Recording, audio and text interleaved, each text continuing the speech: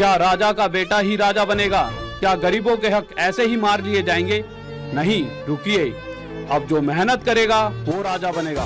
तो आज की ये कहानी है उस स्टूडेंट की जिसने गरीबी को हराते हुए एसएससी सीजीएल मैथ में टॉप करा और अब बनेंगे इंस्पेक्टर। तो गाइस देखिए, जिस इंटरव्यू का देश की जनता बहुत दिनों से बेसब्री से इंतजार कर रही है कि राजा मोदी जी का इंटरव्यू कब आएगा, कैसे एक गरीब घर का बच्चा बना इंस्पेक्टर। और इंस्पेक्टर बनना एक अलग चीज है, कैसे उसने मैथ्स में टॉप करा, पूरे में से पूरे नंबर लेकर आया। तो आज इस स्टोरी को यहां से स्टार्ट करते हैं। हमारे साथ है राजा मोदी जी और हम इनसे सबसे पहले एक क्वेश्चन पूछना चाहेंगे जो मुझे लगता है कि हाँ, हर बच्चे की चाहत होती है, कोई भी अगर अपने स्टूडेंट जीवन में तो ये चाहेगा कि आपने तैयारी कैसे करी एसएससी सीजीएल की, किस तरह से आपने तैयारी करी, तो आप कुछ बताना चाहेंगे? जी सर। सर, ऐसा है कि अगर मैं आपको अच्छे से डिटेल में बताऊं तो देखो, 2019 में मेरा ग्रेजुएशन कंप्लीट हुआ था। उसके बाद सर मैं बहुत ही कंफ्यूज था कि एक्चुअली कहाँ से मैं एसएससी का प्रिपरेशन करूं। और जहाँ जहाँ मेरा घर है वहाँ पर लोकल एरिया में कुछ वैसा ऑफलाइन कोचिंग वगैरह था नहीं, अच्छे कोचिंग्स थे नहीं। तो मुझे सिर्फ दो ही ऑप्शन थे। एक तो ऑफलाइन अगर मुझे करना होता तो रांची जाना होता, जो कि मीन्स थोड़ा कॉस्टली भी होता, और प्लस उसके बाद एक ऑनलाइन का जो सोर्स है उसमें क्या था कि कंटेंट अच्छे थे। तो मैंने ये सोच लिया कि मैं ऑनलाइन ही कर लूँगा। तो उसके बाद ऐसा हुआ कि यूट्यूब पे मैंने 5-6 टीचर्स के वीडियोस देखे हैं। उसमें से सिर्फ एक आपका जो वीडियो, 2-3 वीडियोस देखने के बाद मुझे आपका वीडियोस जो आपके पढ़ाने का जो तरीका है वो मुझे बहुत ही अच्छा से समझ में आने लगा। तो फिर मैंने ये सोच लिया कि मैं आपके ही एक कोर्स ले लूँ और उससे ही अपना पूरा प्रिपरेशन को कर लूँ। तो सर उस समय जो आपका जो एक कोर्स था उसमें मैं इनरोल हो गया, उसी से मैंने अपना सारा प्रिपरेशन उसी से किया। उसके बाद एक बार आपका पूरा कोर्स को कंप्लीट करने के बाद मैं कंप्लीटली प्रीवियस ईयर क्वेश्चंस और मॉक टेस्ट के ऊपर डिपेंड था।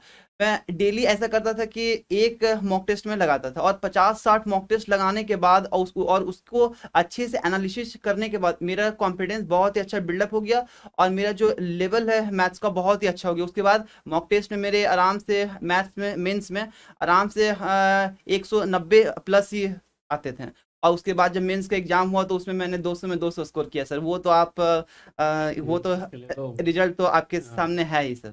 तो गाइस देखिए, मतलब बहुत अच्छा कहा राजा मोदी जी ने। अच्छा भी लगता है कि एक स्टूडेंट जब इस मुकाम तक पहुंचता है। परंतु देखिए, पढ़ाता तो मैं लाखों बच्चों को हूं, परंतु कोई एक या बहुत सारे कुछ बच्चे ऐसे होते हैं, सभी नहीं होते, कुछ जो एक मुकाम हासिल करते हैं और उसके पीछे उनकी शिद्दत, उनकी मेहनत भी बहुत जरूरी होती है। क्योंकि देखिए, मेहनत कौन कितनी ज्यादा कर रहा है उसी पर सभी चीजें डिपेंड करती हैं कि कौन कहां पहुंचेगा और कितना बड़ा उसका नाम होने वाला है। तो वही इन्होंने करा। देखिए, मेहनत देखिए, आपको जितनी ज्यादा करोगे उतना ही पा पाओगे। तो अगले क्वेश्चन के लिए तैयार रहते हैं, बट उससे पहले मैं कुछ एक क्वेश्चन पूछने वाला था, पर सर मैं थोड़ा नॉर्मल पूछना चाहूंगा। क्या आप जैसे स्कूल वगैरह में 10th में 12th में कैसे मतलब स्टूडेंट रहे हो, कि कैसे एकदम टॉप पर, कि भाई वहां पे भी टॉप ही करते आए हो, या फिर किस तरह का, थोड़ा सा बताओगे बच्चों को, जिससे थोड़ा सा एक बच्चे में ये रहता है ना कि यार कि आज मेरे अगर नंबर कम आ रहे हैं, मैं टॉप पर हूँ तभी टॉप करूंगा, या फिर होता है थोड़ा सा एक, तो बताइए। सर ऐसा है ना कि आपको जैसा कि आपको पता है कि मैं एक बैकवर्ड एरिया से हूँ। तो वहाँ पर सर ऐसा है कि मीन्स पढ़ाई लिखाई का उतना माहौल होता है नहीं। तो मेरा जो मैट्रिक था, इंटर था, वो उसमें हम एक एवरेज स्टूडेंट थे जस्ट मीन्स। और ज़्यादा करके खास करके खेल कूद में ही हम ध्यान देते थे और मैक्सिमम मेरे जो माहौल थे वहाँ के खेलने कूदने में ही ध्यान देते। उतना पढ़ाई लिखाई कुछ उतना मीन्स ज़्यादा अच्छा से पढ़ना टॉप करना उतना तो दिमाग में भी नहीं था उस समय। तो मैं जस्ट एक एवरेज बच्चा था और हमेशा मैट्रिक में 50 से 55% मीन्स शायद मुझे 55% मिले थे और इंटर में भी वही 50% ही मिले थे। और तो वैसा कोई एक खास था छोटी नहीं। चीज पूछना चाहूँ, कौन सा गेम खेलते थे? सर खास करके आपको पता ही है वहाँ बैट बॉल फुटबॉल इसी में अच्छा, सर मैं बिजी रहता कोई था। ऐसा, कोई जैसे होते हैं किसी के प्रेम संबंध वगैरह कोई हो, कहीं ऐसा 12th वगैरह तक कभी तेरे नंबर कमाने के पीछे एकदम आप में एक अलग एनर्जी आई हो कि ठुकरा के मेरा प्यार, मेरा इंतकाम देखेगी, कोई ऐसा चक्कर?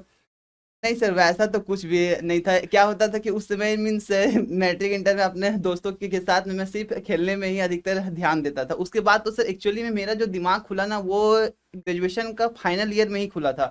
उसके बाद जब कुछ देखे कि हाँ भाई ऐसा ऐसा भी होता है, एसएससी का कुछ है, एसएससी में जॉब मिलता है, इंस्पेक्टर बनता है, तो सर मेरे दिमाग में भी ये छा गया कि नहीं अब हमको भी कुछ करना है और जॉब एक अच्छा से अच्छा जॉब लेना है। उसके बाद से ही सर मैं मीन्स कम्प्लीटली फोकस करने लगा, नहीं तो उससे पहले तो जस्ट हम खेलने कूदने पे ही ध्यान देते थे।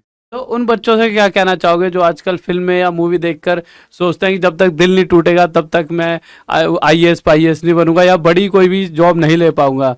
तो गाइस मतलब मुझे तो जो भी समझ आता है इनकी बातों से कि ऐसा कुछ नहीं है कि भैया पहले मतलब कि दिल तोड़वाना जरूरी है। आप प्रॉपर नॉर्मल तैयारी भी कर सकते हो और घर की परिस्थितियों को देखकर अपने माँ बाप के प्यार के लिए भी आप बहुत कुछ अचीव कर सकते हो जी कि सर। मुझे उन्हें एक अच्छी जिंदगी देनी है। ये नॉर्मल सी चीज़ है भाई, घर में भी तो बहुत से लोग हैं जिन्होंने प्यार करा और खासकर माँ का प्यार शायद मुझे नहीं लगता उससे सच्चा प्यार और अच्छा प्यार कोई हमें इस दुनिया में कर सकता है, चाहे वो कोई भी हो। और उसको हम हर वक्त दुखी रखते हैं। तो हमारी मतलब कि कहीं ना कहीं हमारी एक कोशिश होनी चाहिए कि हम जीवन में किसी को ना सही अपनी माँ को, अपने पिता को, अपने माँ बाप को जरूर एक अच्छा जीवन दे पाए, है ना। जी सर, बिल्कुल ये बात एकदम 100% सत्य है सर, क्योंकि ये तो जो जहाँ तक आप बोलें कि ये सब लव वगैरह तो ये तो सर कभी भी हो सकता है, बट जो हमारा जो अभी जो इनिशियल फेस होता है उस समय करियर मेन इंपॉर्टेंट होता है। अगर आप एक बार अच्छे से कोई जॉब ले लेते हो उसके बाद तो ये सब तो होना है ही बाद में, और ऐसा मेरे साथ तो मतलब नहीं हुआ था।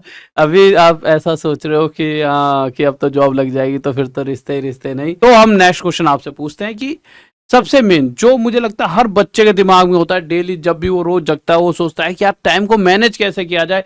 10 चीज होती हैं कि घर वाले भी होते हैं और कहीं ना कहीं और बाहरी शक्तियां भी होती हैं। चलो आपकी अच्छी चीज थी कि आपके पास कोई ऐसा वो नहीं था, ऊपरी चक्कर जो होता है मतलब प्रेम का चक्कर नहीं था, वो आपके लिए एक पॉजिटिव पॉइंट था। बट आजकल की दुनिया में बहुत सारे ऐसे चीजें होती हैं जो बच्चों को रोक रही होती है। तो एक थोड़ा सा टाइम मैनेजमेंट अच्छा सा आप जो आपने बनाया हो अपने जीवन में वो आप हमारे स्टूडेंट्स को बताना चाहेंगे। सर ऐसा है कि हमारा जो टाइम का जो मैनेजमेंट था वो कोई फिक्स नहीं था कि मीन्स 10 घंटा मीन्स सुबह में पढ़ना है, उसके बाद रात में 10 घंटा का फिक्स टाइमिंग, वैसा कुछ नहीं था। जब मुझे मौका मिलता था मैं पढ़ लेता था। हाँ, बट ये है कि सुबह में एटलीस्ट हम 3 घंटा सुबह में पढ़ते थे। उसमें क्या होता था, इंग्लिश और जीके जीएस उसमें टाइमिंग हम देते थे। और इंग्लिश तो खास करके वोकैब और जो जो भी कुछ होता है इंग्लिश का पार्ट हम सुबह में ही पढ़ते थे। और उसके बाद दोपहर के समय में मैं एक मॉक टेस्ट में हमेशा देता था। उसके बाद उसी मॉक टेस्ट को दे के उसको अच्छे से एनालिसिस कर लेते थे। और मीन्स लगभग, और अगर कुछ शाम में थोड़ा मिल गया टाइम उसमें भी 1-2 घंटा, मीन्स आप ये मान लो कि डेली 8 से 10 घंटा हो ही जाता था। बट ये नहीं है कि हाँ हमको 4 से 5 पढ़ना है, 5 से 6, ऐसा कुछ नहीं था। जब मुझे मौका मिले तो मैं पढ़ लेता था। तो आप ये मान लो कि डेली 8 से 10 घंटे मेरे हो ही जाते थे। तो गाइज आप समझ चुके हो। देखिए आपको देखिए हाँ, आप अपने एक रूटीन बना सकते हो भाई। जैसे सर ने कहा कि सुबह 3 घंटे में डेली ही पढ़ता था, तो कुछ शेड्यूल आपका होना चाहिए। परंतु पढ़ना डेली है ये जरूरी है कि रेगुलरिटी बहुत जरूरी है। आपका सक्सेस होना बहुत आसान हो जाता है जब आप रेगुलर पढ़ रहे होते हो। जैसा कि सर ने कहा डेली 8 से 10 घंटे में देता ही देता था। वो चीज जिस दिन आपके अंदर आ गई रेगुलरिटी की, एक भी दिन छुट्टी नहीं होनी चाहिए। आप चाहे किसी दिन 6 घंटे पढ़ रहे हो, कोई काम पड़ गया जा सकते हो, परंतु पढ़ना जरूर है एक भी दिन की आपके जीवन में।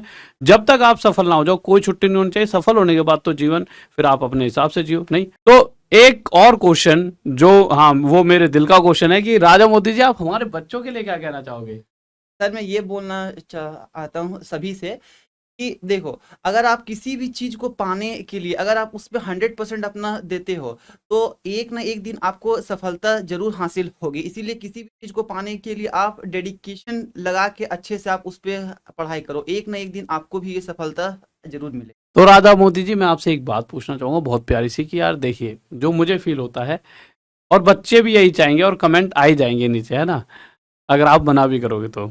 मैं ये चाहता हूँ जैसे कि अभी आपका ज्वाइनिंग में टाइम है, थोड़ा सा तो टाइम होता ही है, 6-7-8 महीने तो लगते ही है। तो इस समय कुछ हमारे चैनल पर आप बच्चों को कुछ पढ़ाकर जिससे कि बच्चों की और हेल्प हो पाए और ज़्यादा से ज़्यादा बच्चा मतलब हमारे यहाँ से सिलेक्शन ले पाए, तो क्या आप हमें कुछ टाइम दे पाएंगे।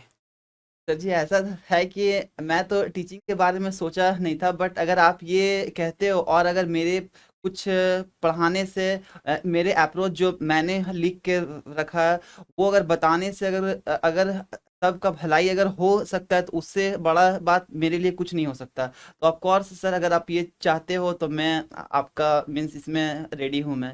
तो फिर एक बैच आपका मैं स्टार्ट करवा देता हूँ, ठीक है। आप राजा मोदी मतलब कि उसका एक कोड वगैरह वो मैं चलो बच्चों को आज मतलब कल तक बता देंगे। तो एक बैच ऐसा स्टार्ट कर देते हैं। जो भी चीज़ आपको लगती है कि आपके बैच में ये चीज़ें जरूर पढ़नी चाहिए, क्योंकि देखिए आपने जो भी मुझसे सीखा उसके अलावा आपने और भी बहुत सारी चीज़ें पे वर्क करा, मॉक टेस्ट और जो भी प्रीवियस ईयर क्वेश्चंस वगैरह पे, तो आपके दिमाग में भी बहुत सारी चीज़ें ऐसी होती हैं जो आप बच्चों को दे पाओ कि भाई मेरी तरह भी बन जाओगे तो भी इतने तो आ ही सकते हैं। नहीं तो आप अपने हिसाब से एक बैच में आपके लिए लाते हैं, एक बैच जिसमें आप बच्चों को कुछ दे पाओ, ठीक है। तो गाइस एक बार कमेंट भी करके बताना कि आपको क्या पढ़ना है सर से, ठीक है, जिससे कि हम थोड़ा सा और समझ पाएं कि बच्चों की नीड क्या है, बच्चों की क्या जरूरत है। तो गाइज मैं अंत में यही कहना चाहूंगा हर एक बच्चे से कि अब सिर्फ राजा का बेटा राजा नहीं बनेगा। अगर आप में डेडिकेशन है, आपको अपने ऊपर विश्वास है और आप हमेशा अपने पेरेंट्स के लिए कुछ अच्छा करना चाहते हो, क्योंकि देखिए प्यार में वो ताकत होती है कि अक्सर बच्चे प्यार में नशे गाड़ लिया करते हैं। तो अगर आपको अपने पेरेंट्स से प्यार है तो आप प्यार में कुछ भी कर गुजरोगे और एक जीवन में अपना एक अलग ही पहचान बनाओगे और उस लेवल पर पहुंच जाओगे जिस लेवल पर जाने के लिए हर एक बच्चा सोचता है, पर पहुंचते कुछ ही लोग हैं। तो मेहनत का तोड़ नहीं है, तभी कहते हैं मेहनत का फल मीठा होता है। तो हमेशा मेहनत करते रहें और कभी मत सोचिए कि आप गरीब परिवार से हो या मतलब अमीर से हो, देखो मैटर नहीं करता है, मैटर करता है देखो गरीब परिवार वाले जो बच्चे होते हैं, चाहे वो किसान परिवार हो चाहे कैसा ही परिवार हो, उनमें दिक्कतें होती है। जैसे मैं अपने परिवार की बात करूं चाहे सर के परिवार की बात करूं, ज्यादा दिक्कतें होती हैं, परंतु वो दिक्कतें ही हमें मेहनत करना सिखाती है और इतनी ज्यादा मेहनत करना सिखाती है कि हम वो अचीव कर पाते हैं जो बहुत से लोग सिर्फ सोचते हैं। तो मैं अंत में यही कहना चाहूंगा कि कुछ भी कठिन नहीं है, सिर्फ आपको मेहनत करनी है और मेहनत का फल हमेशा मीठा होता है। तो गाइस इस वीडियो को यही रोकते हैं और आपसे विदा लेंगे, पर उसके साथ साथ एक कमेंट करके जरूर बताएं कि सर से कौन सा बैच आप चाहते हो, क्या चीज आप पढ़ना चाहते हो, जिससे कि हम थोड़ा क्लियर हो पाए कि कितने सारे मतलब एक ग्रुप कौन सा ग्रुप ज्यादा है, क्या चीज वो बच्चे पढ़ना चाहते हैं, उस तरह की चीजें हम सर से कहेंगे, वो जरूर आपको पढ़ाएंगे। तो गाइज सभी को ऑल द बेस्ट और मैं चाहूंगा एक दिन आप सब भी मिठाई खिलाने आओ और इसी तरह से अपना नाम रोशन करो। तो सभी को लव यू और राजा मोदी जी आपको भी लव यू और सभी उन स्टूडेंट्स को लव यू जो हमेशा मेहनत करना चाहते हैं चाहे परिस्थितियां कुछ भी हो। लव यू सभी को, ऑल द बेस्ट।